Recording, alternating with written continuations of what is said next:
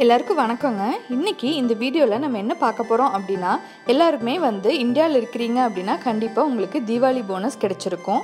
So அந்த தீபாவளி போனஸில் ஒரு பகுதியை நம்ம சேவிங்ஸ்க்காக எடுத்து வச்சுருப்போம். ஸோ அந்த பணத்தை எப்படி நம்ம சேவிங்ஸ்க்கு யூஸ் பண்ணலாம், எப்படி அதைய எஃபெக்டிவாக சேவ் பண்ணலாம் அப்படிங்கிறது தாங்க பார்க்க போகிறோம். ஸோ வாங்க வீடியோக்குள்ளே போகலாம். இப்போ சேவிங்ஸ் பண்ணுறோம் அப்படின்னா ரெண்டு டைப் ஆஃப் பீப்புள் இருக்காங்க. ஃபஸ்ட் டைப் ஆஃப் பீப்புள் எப்படின்னா, நம்ம செலவு எல்லாத்தையும் முடிச்சுட்டு மிச்சம் இருக்கிற காசை சேர்த்து வைப்போம். ரெண்டாவது டைப் ஆஃப் பீப்புள் பார்த்திங்கன்னா, போனஸ் வந்த உடனே இவ்வளோதான் சேவிங்ஸ் அப்படின்னு சொல்லிட்டு எடுத்து வச்சுட்டு மிச்சம் இருக்கிற காசை செலவு பண்ணுவோம். ஸோ யாராக இருந்தாலுமே இப்போது தீபாவளிக்கு எல்லாமே பர்ச்சேஸ்லாம் முடிச்சிருப்பீங்க. ஏன்னா தீபாவளிக்கு இன்னும் 2 நாள் தான் இருக்குது. ஸோ அப்படிங்கும்போது உங்களுக்கு தனியாக சேவிங்ஸ்னு வச்சுருப்பீங்க. ஸோ அந்த சேவிங்ஸை எந்த அளவுக்கு எஃபெக்டிவாக யூஸ் பண்ணால் நமக்கும் நம்ம குழந்தைங்களுக்கும் நாளைக்கு ஃப்யூச்சர் நல்லா இருக்கும் அப்படிங்கிறத பார்க்கணும். ஸோ அதில் இன்வெஸ்ட்மெண்ட் என்ன பண்ணணும் அப்படின்னா, ஃபஸ்ட்டு பார்த்திங்கன்னா டெப்ட்னா கடன். நம்ம எப்பவுமே லைஃப்பில் கடன் இல்லாமல் இருக்கணுங்கிறத நம்மளோட ஒரு லட்சியமாகவே இருக்கணும்னு நான் நினைக்கிறேன். ஆனால் இப்போ பார்த்திங்கன்னா நம்ம கடன் இல்லாமல் வாழ்க்கையை வாழவே முடியாதுங்கிற மாதிரி ஆயிடுச்சு. ஒரு மொபைலோ இல்லை லேப்டாப்போ வாங்கினா கூட அது டியூவில் தான் வாங்குகிறோம். அதுவும் ஒரு கடன் தான். மொபைலில் இருந்து நம்ம வீடு வரைக்கும் எல்லாமே ஒரு கடனில் தான் போயிட்டுருக்கு. ஸோ அப்படி இருக்கும்போது நம்ம ஃபஸ்ட்டு சேவிங்ஸ் இருக்க காசை, போனஸாக வந்த காசை நீங்கள் என்ன பண்ணலாம் அப்படின்னா, ஏதாவது ஒரு கடனை டெப்டை அடைக்கிறதுக்காக நீங்கள் ட்ரை பண்ணலாம். ஸோ அது உங்களுக்கு ஒரு மாத செலவு இல்லை ஒரு மாதம் டெப்டை கம்மி பண்ணும். இது ரொம்ப எஃபெக்டிவாக இருக்கும். ஏன்னா ஒரு மாதம் கடன் கம்மியாகுதுங்கிறது ரொம்ப பெரிய விஷயந்தாங்க. நம்ம தீபாவளியும் கொஞ்சம் ரிலாக்ஸ்டாக செலிப்ரேட் பண்ணலாம். ஸோ அடுத்து பார்த்திங்கன்னா ரெண்டாவது கோல்டு இன்வெஸ்ட்மெண்ட்டுங்கிறது இந்தியன்ஸ்க்கு புதுசு கிடையாதுங்க. காலங்காலமாக நம்ம பண்ணிட்டு வர்ற இன்வெஸ்ட்மெண்ட் தான் ரொம்ப பெஸ்ட்டு இன்வெஸ்ட்மெண்ட் கூட. இது நிறைய பேர் டிபேட் பண்ணுவாங்க, கோல்டில் இன்வெஸ்ட் பண்ணுறது நல்லதா கெட்டதா அப்படின்ட்டு. ஆனால் நமக்கு நிஜமாலுமே ரொம்ப நல்லது தாங்க, ரொம்ப சேஃபான இன்வெஸ்ட்மெண்ட் கூட. ஸோ நீங்கள் உங்களுக்கு கடன்லாம் கிடையாது எனக்கு அப்படின்னு சொல்கிறீங்க அப்படின்னா கண்டிப்பாக அடுத்து கோல்டில் இன்வெஸ்ட் பண்ணுறதுக்கு யோசிக்கலாம். இப்போது மூணாவது என்ன மாதிரி இன்வெஸ்ட்மெண்ட் பண்ணலான்னா ஃபிக்ஸட் டெபாசிட் தாங்க. உங்களுக்கே நிறைய பேர்த்துக்கு தெரியும் ஃபிக்ஸட் டெபாசிட்ஸ் பற்றி. அதில் 2 டைப் ஆஃப் டெபாசிட்ஸ் இருக்குது. என்னென்னா கியூமுலேட்டிவ், நான் கியூமுலேட்டிவ் அப்படிங்கிறது. கியூமுலேட்டிவ் டெபாசிட்ஸ்னால் என்ன அப்படின்னா, நீங்கள் ஒரு 1000 ரூபாய் டெபாசிட் பண்ணுறீங்க ஃபிக்ஸட் டெபாசிட்ஸில். ஒரு 5 வருஷத்துக்கு கண்டினியூஸாக ஃபிக்ஸட் டெபாசிட் 1000 வருஷத்துக்கு போடுறீங்க அப்படின்னா, மொதல் வருஷத்தில் 1000 ரூபாயில் 100 ரூபாய் உங்களுக்கு இன்ட்ரெஸ்ட் வருது அப்படின்னா, அந்த 100 ரூபாயை கையில் வாங்கிக்காமல் அதுலேயே விட்டு வச்சிங்கன்னா 2வது வருஷம் 1000 ரூபாய் கட்டும்போது முன்னாடி வருஷத்தோட 1100 ரூபாய் இருக்கும். ஸோ 2100 ரூபாய் ஆயிரும். அதே மாதிரி 3வது வருஷம் பார்த்திங்கன்னா 3200 ரூபாய் இருக்கும். ஸோ அந்த மாதிரி இருக்கிறதா கியூமுலேட்டிவ். கடைசியாக நீங்கள் 5 வருஷம் கழித்து இன்ட்ரெஸ்ட்டோடு வாங்கும்போது கொஞ்சம் ஜாஸ்தியான ஒரு இன்ட்ரெஸ்ட்டாக கிடைக்கும். ஆனால் நான் கியூமுலேட்டிவ்ங்கிறது வருஷம் நீங்கள் 1000 ரூபாய் போடுறீங்க. அது 1000 ரூபாய் போட்டுட்டு அந்த இன்ட்ரெஸ்ட்டை நீங்கள் கையில் வாங்கிட்டே இருக்கீங்கன்னா கடைசியாக 5வது வருஷம் பார்த்திங்கன்னா 5000 மட்டும்தான் போட்டிருப்பீங்க. அந்த இன்ட்ரெஸ்ட்டை கையில் வாங்கி நம்ம என்ன செலவு பண்ணுறோங்கிறது நமக்கு தெரியாமல் போயிருக்கோம். ஸோ அந்த மாதிரி பண்ணுறது எஃபெக்டிவான ஒரு இன்வெஸ்ட்மெண்ட் கிடையவே கிடையாது.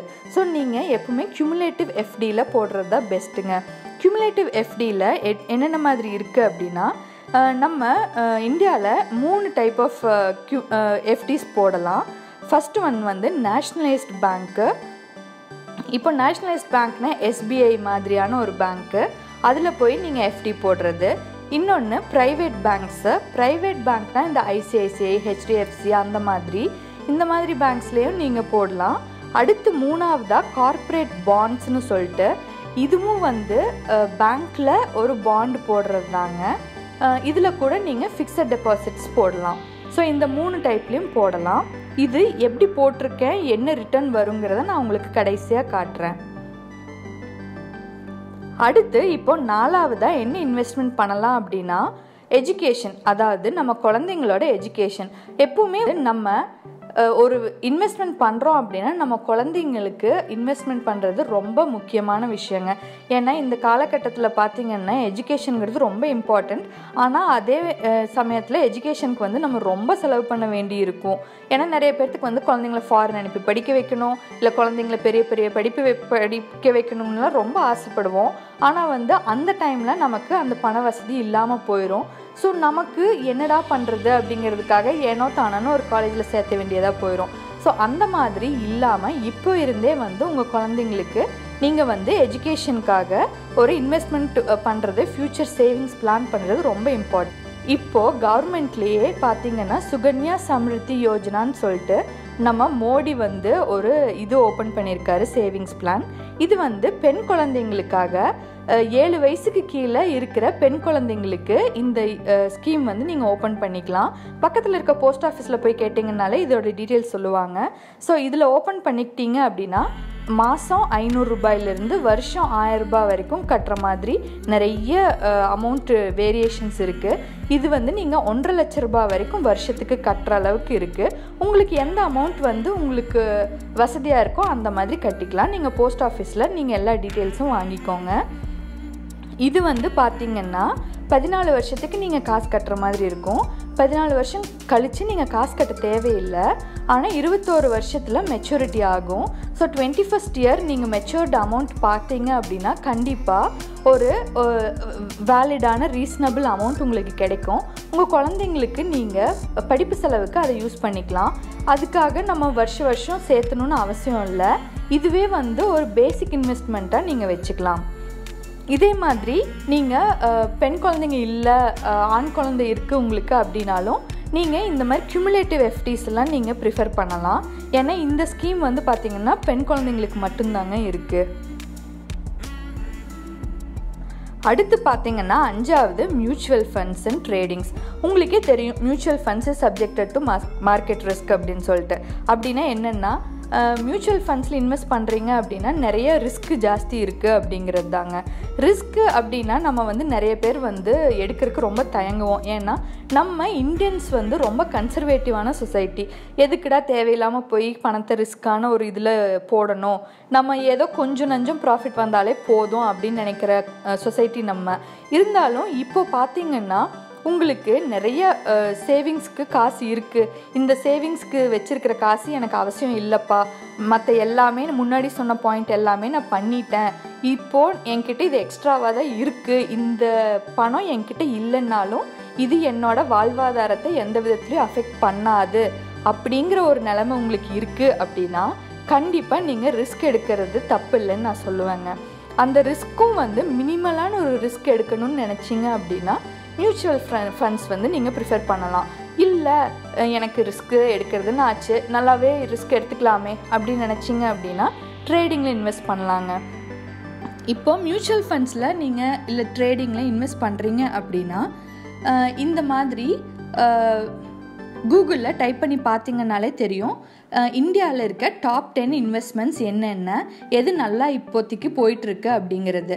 அது வந்து நீங்கள் மணி கண்ட்ரோல்னு சொல்லிட்டு ஒரு வெப்சைட் இருக்குது, நிறைய வெப்சைட்ஸ் இருக்குது. நாங்கள் வந்து ரொம்ப இதுதான் பார்ப்போம். ஸோ இது பார்த்திங்கனாலே உங்களுக்கு டீட்டெயில்டாக போட்டிருப்பாங்க.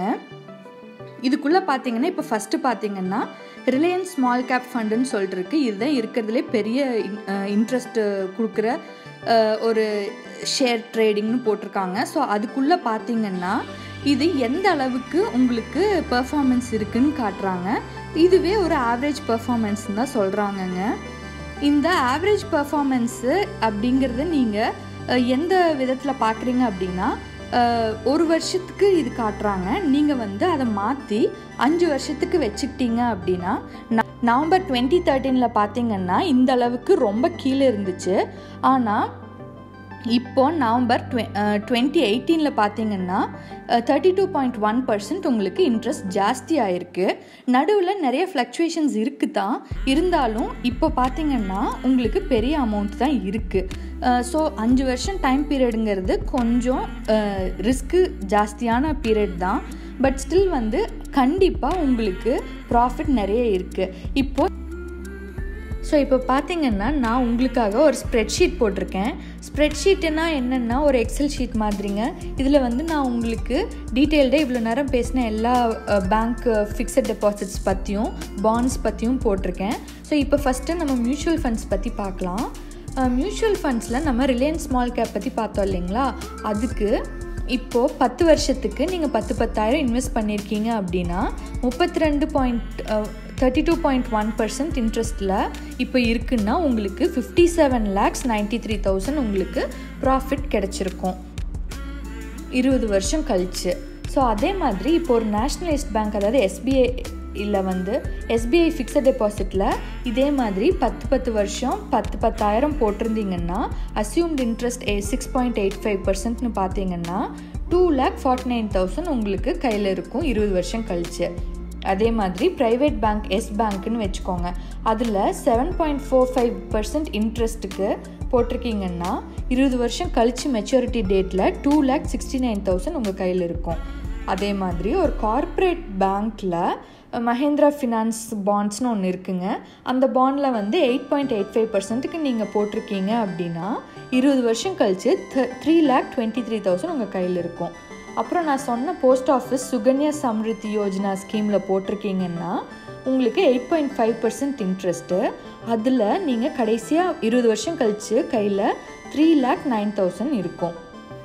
ஆனால் மியூச்சுவல் ஃபண்ட்ஸில் பார்த்தீங்கன்னா எல்லாத்தோடும் ஜாஸ்தியாக 57 lakhs, அதாவது 58 lakhs பக்கம் உங்கள் கையில் இருக்குது. இது ரொம்ப பெரிய அமௌண்ட் தான், ஆனால் ரிஸ்க்கும் ரொம்ப ஜாஸ்தி. இது நீங்கள் 20 வருஷத்தில் எப்படி வேணாலும் ஃப்ளக்சுவேட் ஆகலாம். நீங்கள் ஒரு அசம்ஷனில் தான் நீங்கள் இது போடுறீங்க, கண்டிப்பாக இது வளரும் இல்லை அப்படிங்கிறது வந்து ரொம்ப நீங்கள் எக்ஸ்பீரியன்ஸ்ட் ஆனவங்களுக்கு தான் தெரியும். இப்போ இந்த ஸ்ப்ரெட்ஷீட்டில் நீங்கள் எப்படி வேணாலும் மாற்றி போடலாம். ஃபார் எக்ஸாம்பிள் இன்ட்ரெஸ்ட் வந்து 25% இருக்குது அப்படின்னா எவ்வளோ கடைசியாக அமௌண்ட் வருங்கிறது கூட நீங்கள் பார்க்கலாம். ஸோ 25% இன்ட்ரெஸ்ட் இருக்குன்னா நீங்கள் கடைசியாக 20 வருஷம் கழிச்சு 25 லட்சம் இருக்கும். ஸோ இந்த மாதிரி நீங்கள் மாற்றி போட்டுக்கலாம். இந்த ஸ்ப்ரெட்ஷீட் உங்களுக்கு ரொம்ப யூஸ்ஃபுல்லாக இருக்கும். கீழே நான் லிங்க் கொடுக்குறேன் டிஸ்கிரிப்ஷன் பாக்ஸில், மறக்காமல் நீங்கள் டவுன்லோட் பண்ணி பார்த்துக்கோங்க. ஸோ இவ்வளோதாங்க. இது வந்து நிறைய பேர்த்துக்கு புரிஞ்சுக்கிறதுக்கு கஷ்டமாக தான் இருக்கும். ஏன்னா வந்து நம்ம ஜாஸ்தி இந்த மாதிரி இன்வெஸ்ட்மெண்ட் பற்றியெல்லாம் யோசிச்சே இருக்க மாட்டோம். ஏன்னா நமக்கு மியூச்சுவல் ஃபண்ட்ஸு, ட்ரேடிங்கு, அது இதுங்கிறது ரொம்ப காம்ப்ளிகேட்டடான ஒரு விஷயமா இருக்கும். பட் ஆனால் இதை பற்றி தெரிஞ்சுக்கிறது ரொம்ப நல்லது. நமக்கு இப்போது ப்ராஃபிட்டபுளாக இல்லாட்டியும் நம்ம குழந்தைங்களுக்கு கண்டிப்பாக ஃப்யூச்சரில் ப்ராஃபிட்டபுளாக இருக்குங்க. ஸோ இந்த தீபாவளிக்கு நீங்கள் கண்டிப்பாக இந்த மாதிரி ஏதாவது ஒரு இன்வெஸ்ட்மெண்ட்டோ இல்லை ஃபிக்ஸட் டெபாசிட்டோ இல்லை பாண்டோ நீங்கள் சேர்த்து வைக்கிறது உங்களோட குழந்தைங்களுக்கு ஒரு ஃப்யூச்சர் பிளானிங் மாதிரி இருக்கும். ஸோ இவ்வளோதாங்க இந்த வீடியோ. கண்டிப்பாக உங்களுக்கு இந்த வீடியோ யூஸ்ஃபுல்லாக இருந்திருக்கும்னு நினைக்கிறேன். இதே மாதிரி இன்னொரு வீடியோவில் உங்களை சந்திக்கிற வரைக்கும் நன்றி, வணக்கம். எல்லாருக்கும் இனிய தீபாவளி நல்வாழ்த்துக்கள்ங்க. நல்ல தீபாவளியை ரொம்ப சேஃபாக சவுண்டாக என்ஜாய் பண்ணுங்கள். ஹாப்பி தீபாவளி.